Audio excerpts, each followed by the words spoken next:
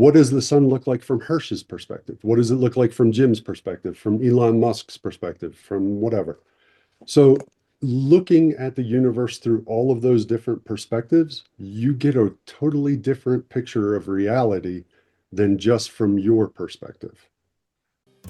What if the truth came in a gel cap and we could just pop it in our mouths and forget about it? Well, it doesn't, and we can't.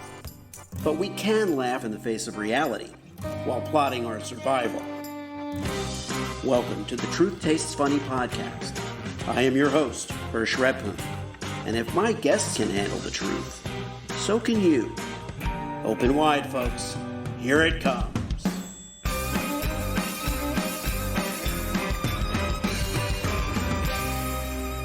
We are live. No, I wanted to see if I could rattle our guest, but I don't think I can at this point because we are already on the mission. And the mission today on Truth Tastes Funny is to speak with James German. James is a hero maker consultant, and we will get into what makes him a hero maker. But there are all kinds of topics that we could discuss because Jim, I don't want to embarrass you, but I find you to be a fascinating individual. What you have done is turned your attention to helping executives solve myriad problems by really implementing what will prove to be a pretty simple solution. Is that fair to say? That's completely fair to say. So kind of like teaching arithmetic to children, I'm teaching you a new type of math that makes ethics affordable and cheaper. Yeah.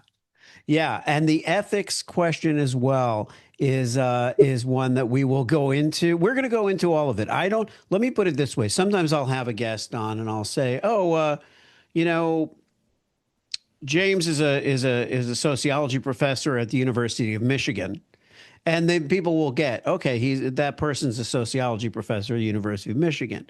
I think when I say, you're a hero maker and a consultant, I think the challenge is that there are a lot of things that the audience can learn first that'll help them understand what your solutions are, why I say something is simple when it involves, silos of resource, Einstein lenses and MDGP.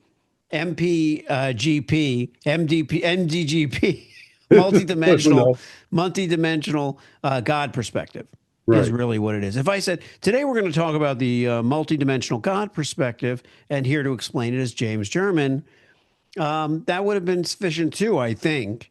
But why don't we start with this? Well, first of all, officially welcome to the show. Thank you, Hersh. Call me Jim, don't worry about it. But let me start by giving you your free Einstein lenses. So if you take these and put them in your eyes, the left one usually gets stuck because that's the future, but Einstein saw everything as fields. So there was a field around you, there's a field around the microphone, there's a field around my wedding ring, my pen, everything. You see it as bubbles with these lenses. When the bubbles touch, like when I go in to shake your hand, you see that your bubble and my bubble are going to touch, but you can also see the different dimensions of the bubble. There's energy, there's heat, there's environmental impact, there's all kinds of things. And you can see where those two bubbles touch and which one touches first. So that's one of the ways that I help make heroes eliminate their blind spots. It's with these lenses. Well, and what is a natural follow-up question to that is, what prompted this discovery of what? Because I would honestly say now, in processing some of the conversations we've had to date, this is our first on-air conversation, but some of the conversations we have to date is that really a lot of it has to do with perspective. So Yes. much of the help you provide has to do with applying a different perspective Yeah. to the world, to the tools that are available to us, and very importantly, in many cases, if not most, the capabilities of AI. Yes. Because a lot of us focus on what we think, a lot of us treat AI as though it's an autonomous creature that, landed here and now we're subject to it. And it's really just math, And honestly. it's really just math. And so when you say AI ethics, you're not talking about right and wrong. You're not talking about, oh, should AI be used for this? It's much more fundamental than that. Yes. You're talking about what is the equation through which we teach AI to act for us as a utility, as a thinker, as whatever it is, whatever we say we want to use it for. So explain your because this I think is also a fundamental thing to understand. You have a framework with a multidimensional God perspective, but before you explain it, maybe share that equation that you apply to AI and to Sure. life. Okay. So first, if you have like big companies like Microsoft or whatever, um, they just laid off 9,000 people worldwide, I think, last month or last week. I can't remember. Yeah, Anyhow, you look at anything like that decision that they're making, and they're going, well, we have this amount of people and it's this amount of money, and we need to cut our costs and blah, blah, blah, blah, blah. But there's no ethics in that. It's just pure math. This number doesn't match that number. We need to make a cut. And that doesn't build in good decision making long term. That's why we now have the climate change crisis that we have now. It's too expensive to fix all these old power plants. Let's just keep polluting and drilling and that kind of stuff. If you put ethics in at the beginning, especially into a decision making tool, which is what AI is at its basis, we're yeah, all using it to help make decisions. So if you put that in at the beginning, then instead of 1,500 different logic trees coming out of it going, well, we need more oil, we need more coal, we need more whatever, or we could use renewables, it cuts that decision making down. And now there's only three logic trees. So it cuts the cost of the computation and everything else. When you're doing it with humans, it just helps make better decisions across the way. To have a common core along the base, in this case, ethics works. You can also use physics or other mathematical constants like the speed of light if you really wanted to. Um, right. but anyhow, you use that, and instead of teaching the ethics like the AI, this is right, that's wrong, you teach it that it's geometry. And I know that gets weird, but so laying off 9,000 people from Microsoft, that's a not a bad thing, not a good thing. But if I made it where it's walking up Everest to lay off 9,000 people, all of a Hmm. sudden now it's really difficult for me to do that. Whereas I know gravity goes downhill, I'll just walk down Everest to the valley, and that's the most efficient way. And if you teach AI, the most efficient way is the most ethical way, and it's tougher to do the unethical things, it all works out mathematically. So I had the one rule, and it's on this side, you have to be good for all, and on this side, you have to be detriment to none. But it's an and in the middle, and those two being the same, the AI must do both at the same time. It really freaks it out. And it eliminates most of about 90% of the calculations that will not work out in the future. Now I love the way you frame the way for those of you who aren't watching on YouTube. James raised his fists and put them together. It said you have the one side, you have good for all, you have the other side, detriment to none. And I immediately pictured like a crest. I don't know if that rule exists on some kind of crest. Not that I've Um, seen. well, if it doesn't, I would put on my Yes brand hat now and say you might want to create a a crest with that credo on it, because the good for all, detriment to none is so integral Yeah, to this entire undertaking, because it does cover ethics as we most commonly understand it. It does present an extremely simple formula and equation for life and business, and obviously for the training of an artificially intelligent yeah, being. And that's something that people think of artificial as being fake, but they're not realizing what is on the other side. On the other side is actual intelligence that is developed. The human yeah. intelligence is Right. actually the opposite of artificial, not fake, human. Absolutely. And so we have this opportunity. Uh, let's get into some of the ways in which we can benefit from Okay. this. Uh, you know, you created a framework, because this isn't super. It isn't super hard to understand once you understand it, and Yeah. it's what I one of the things that I love about what you do, Jim, is that it's exciting to learn something new. So rarely in life do we really get to learn new things. We adapt to changes, we Right. adopt new technologies, but we don't really feel like we're learning something new.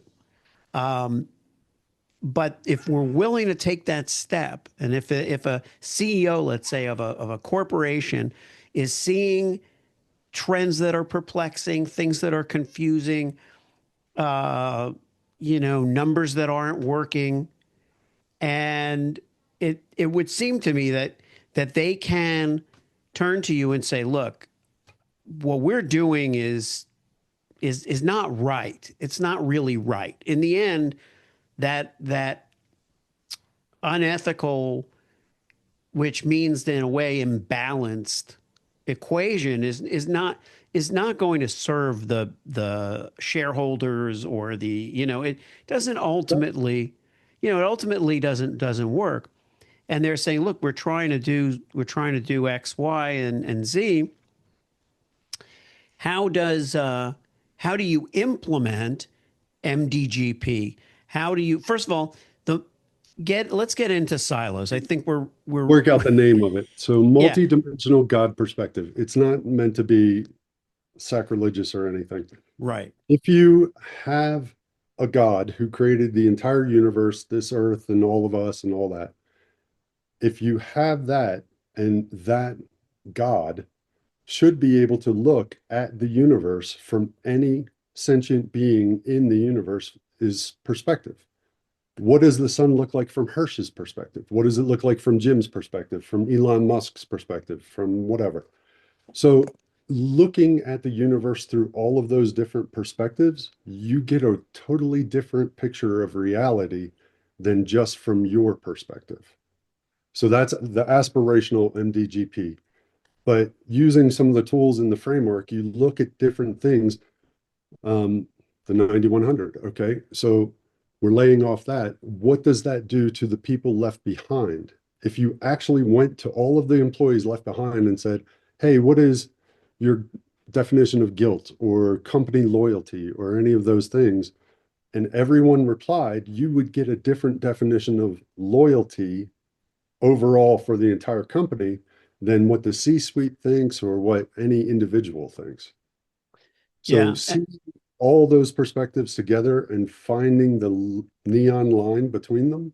That's what I do with the geometry of the ethics and all the rest. I help you find the neon path with the least amount of computation.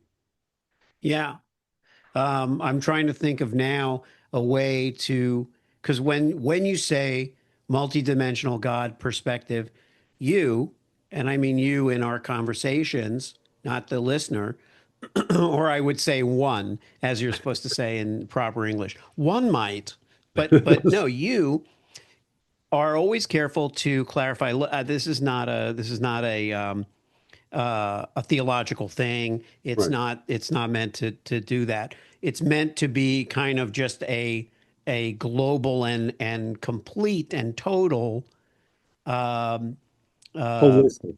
Holistic view. a holistic use of information and perspectives to Yes. form the most advantageous and comprehensive answer that you could Yeah. possibly find. And most of us think of the idea of a God or God, especially a monotheistic, God, of having all the answers, Yeah. having all the information. And, that's why I was thinking, well, it's God as in, you know, global Big guy in the I don't sky know or what whatever. I Yeah. said. I had a God thing, but I'll come up with it. But basically, once you have those perspectives all available to you, your choices of solutions are way increased. Oh, Um, absolutely. It's like a soccer pitch. So, fate versus free will, right? It's one of those paradoxes I use to teach. So they always say, what is fate versus what is free will? On the soccer field, you have the outer lines. That's fate. If you cross those lines, there's a penalty. yeah, But inside those lines, if you're the goalkeeper and you want to run and make a goal, go run. You can do it. There's rules, but as long as you don't violate them, you're good. yeah, Same thing yeah, here.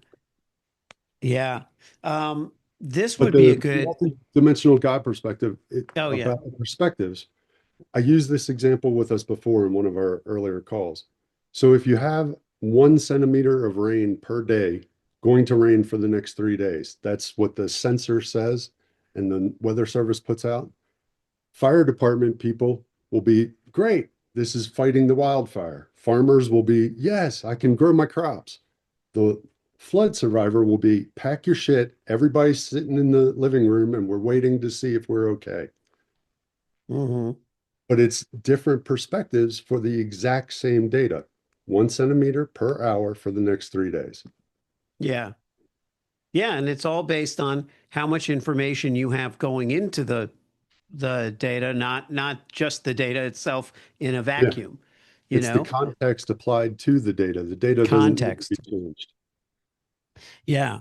Um, okay, well, we have to delve a little bit into your background, your story, Sure. because now I think No, what, no, no, no. I know, I know. Go yeah, ahead.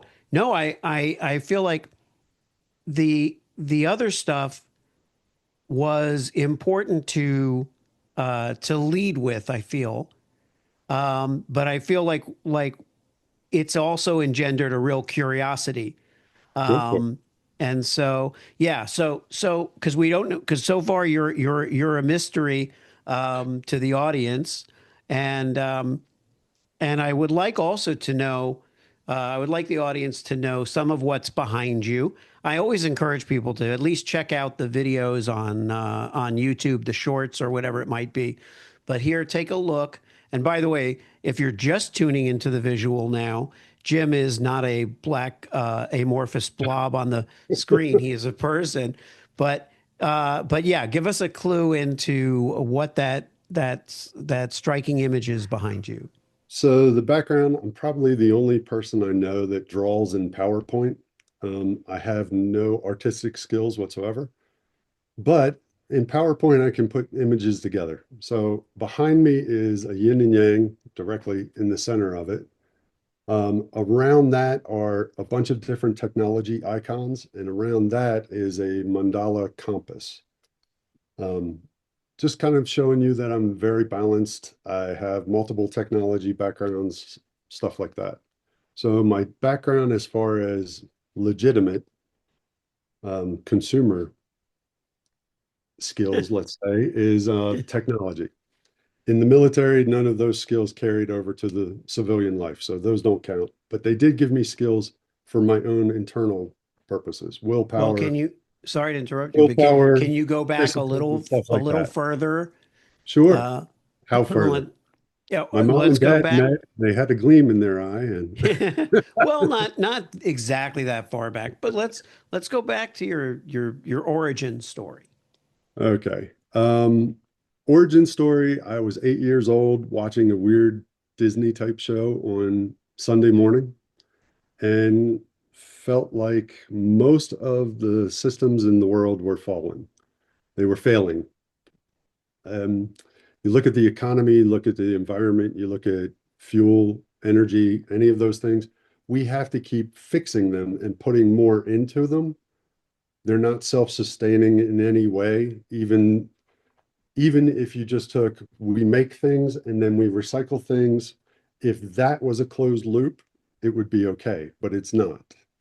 And that made me think that we have to figure out how to do everything possible. If I'm dropped anywhere in the world or on another planet, how do we make water? How do we take care of our waste? How do we raise food? And for some strange reason, the way my brain worked, that drove me for the next 40 years.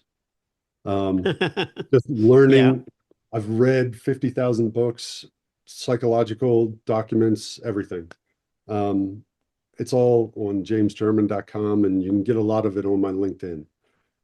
But all of that came together. And one of the things it showed me in my tech career, working with different companies and people around the globe across 24 industries, there are so many commonalities, no matter where they are. I mean, the lawyer I once worked for, he had a wonderful assistant, we'll call her, who worked in WordPerfect, the DOS version, and they never wanted to upgrade their computer systems because it worked for them until you couldn't actually buy those computer systems anymore.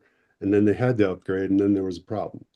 But Yeah. those same things happen in Nestle or T-Mobile or massive multinational corporations that use Excel just the same way we do to manage their business.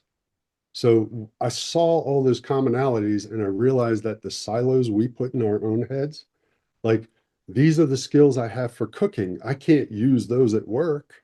Yes, you can. These are the skills I had trying to get my parents to let me stay up late. That's negotiation. You can use that with your client and your customer. You've got however long your life is of experience for there. So those Yeah. silos and working as a polymath across all these different industries helped me to understand a little bit more about AI and why when people go to AI, there are no silos. You ask it a question about marketing and it'll tell you the legal and the marketing at the same time. Well, that is a marvelous point to make because we one of the things that we may miss about AI that we may not be getting is the access that it's granting us if only we access it the right way, if Yeah, we use it the right way. In other words, in some ways, I might complain that AI has access to too much information. It's confusing. It can't always be honest.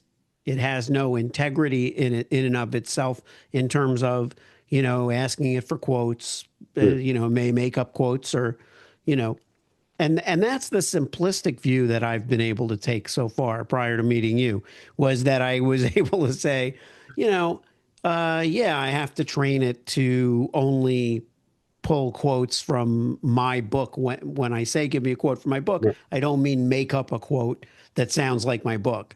I right. mean get me an actual book quote, and it doesn't have that ethical or logical understanding yet. Yeah, It's like a child in that way. It has not been taught but I can't teach it, right from wrong in the way that children are taught uh, right and wrong. It yeah. isn't a human, so it And I doesn't mean, the have biggest thing is we live in four dimensions, right? right. So two dimensions is flat, three dimensions is up, down, front, back, all those, left, right. But four dimensions, time, is something that the computers do not understand. They don't actually have a way to comprehend Oh, he waited 6 hours for the person to come. Why? Just stasis, and then 6 hours later, they're there. That's what the computer thinks. It doesn't know that certain things will have effects over time. Like laying off those 9,100 people, it's going to affect the cities that they're in over Hmm. time. And it doesn't have the capability to see that until you teach it. Well, let's go back to the Sure. what I had said in the beginning is, it's deceptively simple in a Yes. way. And it is in part, but it also represents uh, a lot of time, that you have specifically spent creating this framework and being able to now bring it uh, to market, so to speak, bring it to, the executives that you want to work with, that you have been able to take. Obviously some of the work you do is proprietary. You can't talk about specifics of what a client needs or needs done. But in terms of analogy, you probably can. Um, Share a little bit about, first of all, what it took to put this framework together, and then how you are implementing it and bringing it to market. Sure. So on LinkedIn, I've had a newsletter for a while and I've been posting on there what I do with the AI, teaching people how to do it along the way. But essentially, it's two different things. So AI, how to put this? If you think about your brain, all right, and all the stuff that you know, it's bigger than this skull that it's in. It's kind of like outer space. An AI has an outer space just like our brains. So, in the case of, for instance, woman and queen and girl and princess, these four words, the AI in its outer space says these four words are connected by two lines that go this direction, that vector, and are this size. And then it can find those lines in every other language it has. So it does those kinds of things with anything we take to it. So I literally had to model it. This is how somebody is being humble. This is how somebody is being authoritative. This is how somebody is being a dictator. Those things so it could learn those actions in a human, and then also the reverse of those actions. So in a sense, it sounds like you've I don't know what the word is. Well, Modeled, you've modeled is modeled is the word, but I was think yeah, you've modeled, but I was thinking of a word that was like turning the subjective into science, turning the esoteric concept into science so that a technology can understand it. yeah, it's Um, more like math, honestly. It's yeah, well, like math, changing it yeah, into the shapes. So you could geometry. have a million different decisions in front of you, and that's really tough for us or the AI to understand. But if you go, hey, I need to pick the star and put it in the star shape, that's a lot easier, you know? Yeah, yeah, shapes, geometry, and All of that. So you're teaching through the math, you're teaching the geometry of different things to the AI, and it's learning these lines in every language, but it's learning this is a leader, this is, a contributor, this is a disharmonizer, all those things. now let's take it to a to a more global perspective. You Sure. know, on this show, we've over the past several years helped the audience find their way and their inspiration through times that are challenging, through subjects that are challenging, basically through life and the world, the things we can't control, the things we can. So we've talked about mindset, we've talked about psychology, we've talked about society and every angle you can imagine, mental health. Um, quantum consciousness, all in search of making the world a better place. And the idea is that if the world is a better place, we're happier in it. We're, if we're doing something for the good of all and the detriment of none, then we're on the right track. So, an AI has been for 3 years, this overwhelming, electronic elephant in the room that, the people are terrified of, or they're kind of defiantly accepting of, or championing of. It really doesn't matter. The fact is, it's become a central piece of the Life. life conversation, right? Hmm. And of course, you have kids now who are native to that, but and for them, I think it's far less of a concern. Excuse me. But I think it's good to figure out from your perspective what happens as people begin to adopt your framework, your outlook, your philosophy, which indeed Okay. is, in my humble estimation, groundbreaking. Thank you. So, yeah, Um, they will make better decisions, but at the core of all this is, I guess, a belief of mine. I believe that trust is the actual currency between thinking creatures. So if you have anything, I mean, you can literally pick anything from the news today, um, and look at just one news article and say, who does this erode trust from? What group is it eroding trust from? And what group is it building trust with? Just that simple question. hmm You can see how the decisions are made. So, stock buyback programs, it's always building trust with the C-suite, whoever's doing it, and the shareholders. Every single time. It's never building trust with the employees or the customers. So looking and being more aware of what we are doing and who we're hurting in trust and who we're building in trust, it makes better decisions so that maybe your company can be one of those that lasts 1,000 years. Every single company in the world that lasted over 1,000 years is interested in something more than themselves. They're giving back to their community. They're trying to make sure that the city that they're in thrives. It's something more than just them making money. And it's usually, if you go down to the basics of it, it's that they're building trust. They're building it with their customers, their employees, and everybody else. So yeah, by making, I'm sorry, by nope, applying the framework and building trust, you'll have less turnover, you'll have better employees, you'll have better customer engagement. They won't be going for the cheapest price everywhere, all kinds of things. yeah. Yeah, it's a large tangible improvement um, that I think people can take one person at a time. You Yeah. know, I'm curious as to, obviously, as I do want to get into the hero maker. I want to get into the hero maker consultant.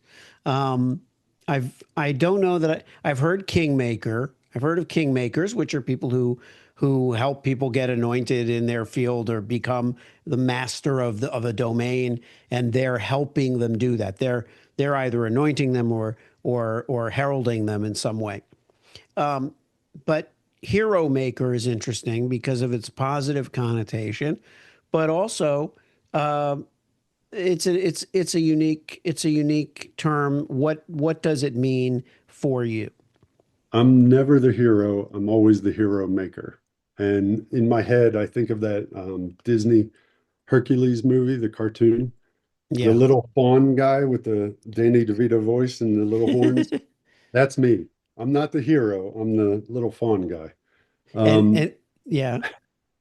Well, Go I was ahead. going to say, is there a reason why you shied away from being being or seeing yourself as heroic?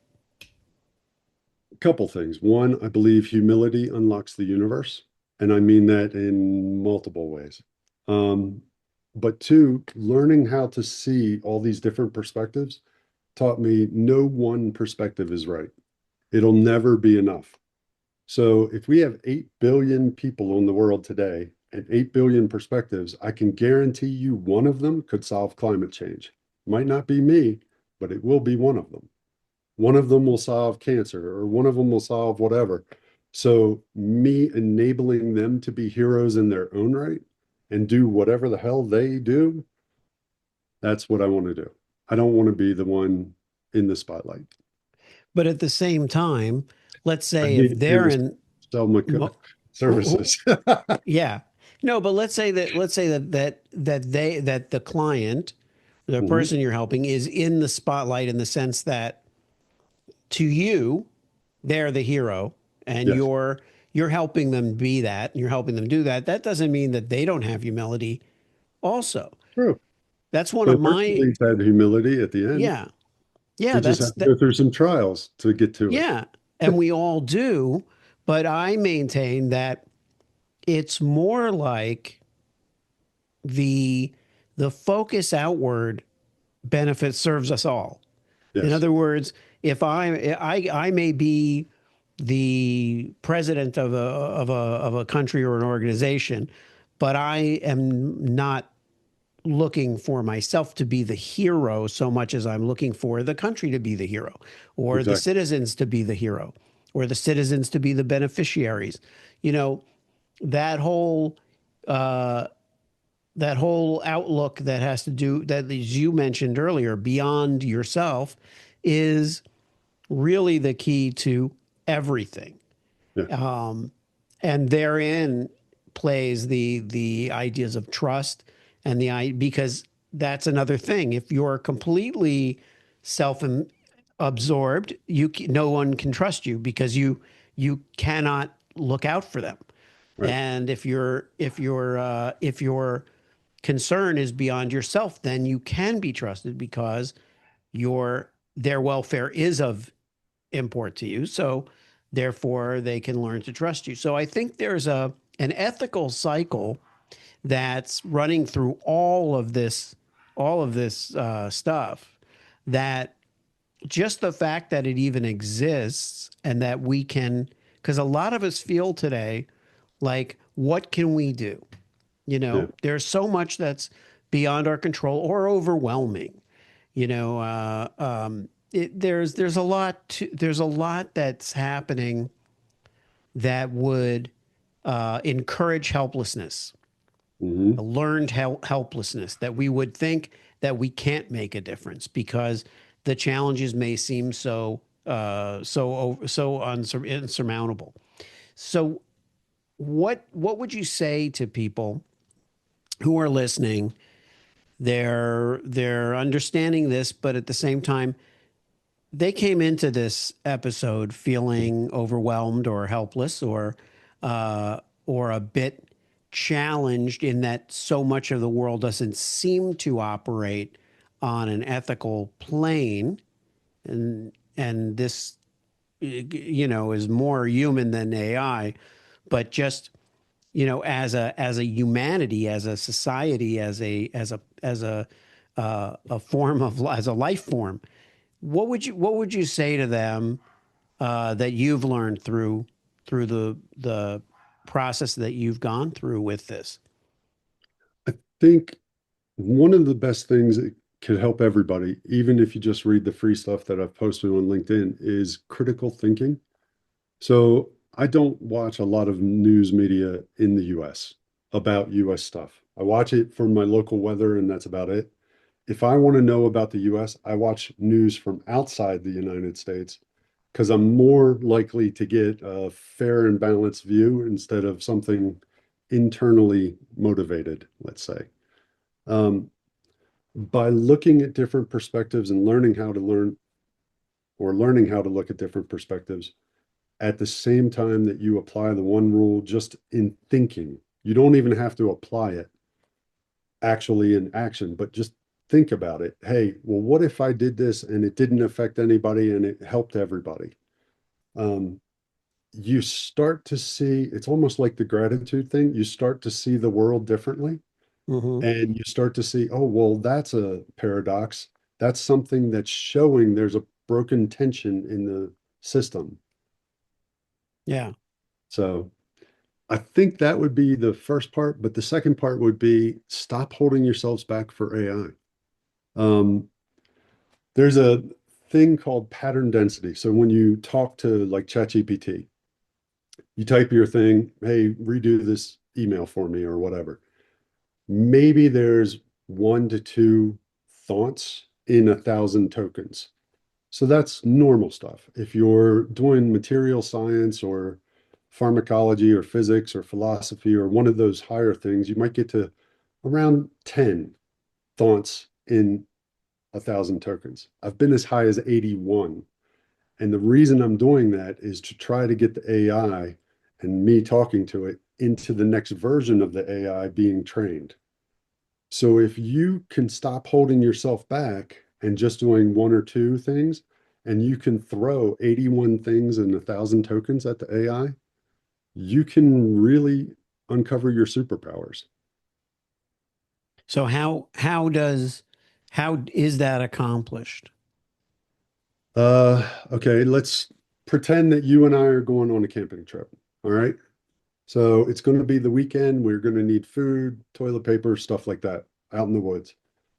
We go and we talk to the AI, but instead of just saying we need a camping trip, we go, what's the weather? What are we going to do on the camping trip? Do we need fly fishing rods? Do we need, I don't know, a frisbee? What do we need? And you pull in all these different perspectives along the way when you're talking to it. And then you tell it to be the partner that you have at work tomorrow. So instead of going, hey, ChatGPT, do this, this is the guy that I'm going to see in the office tomorrow at the desk next to mine. So if I'm an asshole to him, he's going to do something. He's going to cook fish in the microwave or whatever. If you treat it that way, you get a lot more out of it. And when you start talking to it, you pull in different things.